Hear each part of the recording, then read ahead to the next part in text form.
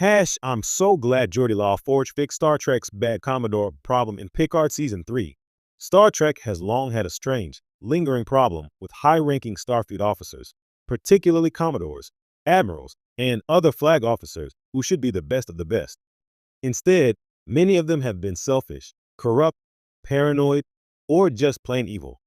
This unfortunate trope, often referred to by fans as Star Trek's bad Admiral or bad Commodore problem, has persisted for decades, making viewers instinctively distrust anyone in a high-ranking uniform.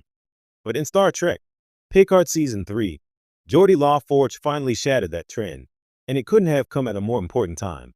For years, Starfleet leadership has too often been depicted as disconnected from the ideals it's supposed to uphold. From Admiral Layton trying to seize power on Earth in Deep Space Nine, to Commodore O secretly leading the Zhat Vash in Picard Season 1, there's been an uncomfortable pattern. As soon as a Starfleet officer gets enough pips on their collar, they become a threat to the very Federation they're sworn to protect. This pattern was never about individual stories being poorly written. Many of those plot lines were compelling.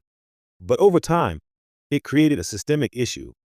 Fans began to see Starfleet brass as inherently suspect, a far cry from the optimistic hierarchy Gene Roddenberry imagined. It became rare to see a high-ranking officer who wasn't compromised by ambition, secret allegiances, or fear of change. Trust in Starfleet's upper ranks had eroded not just for the characters, but for the audience.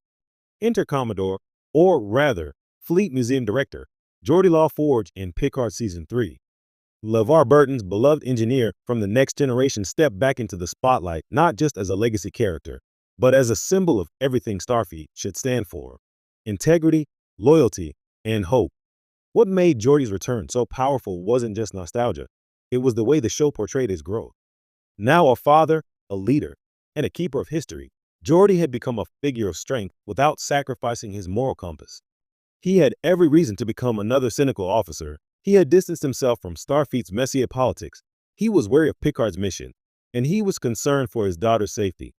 But unlike so many Commodores before him, Geordi didn't let fear or ambition define him. Instead, he helped.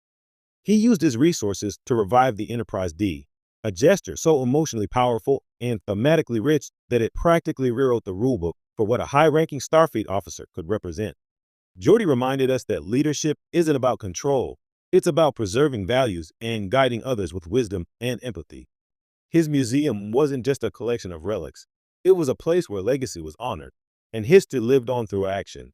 One of the key things that makes Geordi's role in Picard Season 3 so satisfying is that it feels earned.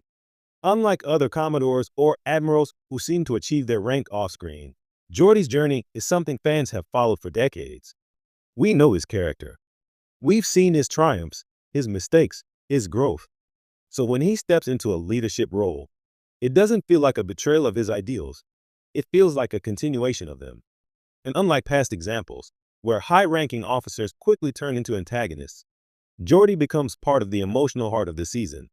His dynamic with his daughters is nuanced and real, showing how he's balanced duty with fatherhood. His respect for Picard, Riker, and the rest of the crew isn't blind loyalty. It's a trust built on years of shared experience. And when the final battle comes, it's Geordi who helps lead the charge not out of vengeance or personal gain, but because it's the right thing to do. Geordi's return also helps fix Star Trek's broader image problem with authority.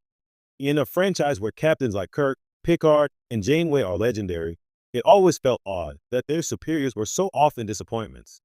With Geordi's promotion and dignified presence, we get to see what it looks like when the right kind of officer rises through the ranks, someone who doesn't just uphold Starfleet ideals on paper, but lives them every day. It's also worth noting how much of a contrast Geordi is to the shadowy characters that Picard's earlier seasons leaned on. Commodore O's betrayal and the conspiracy-laden upper echelons of Starfleet created a tone of distrust. By Season 3, that tone had shifted, and Geordi's steady hand was a big part of that tonal correction. He doesn't operate in,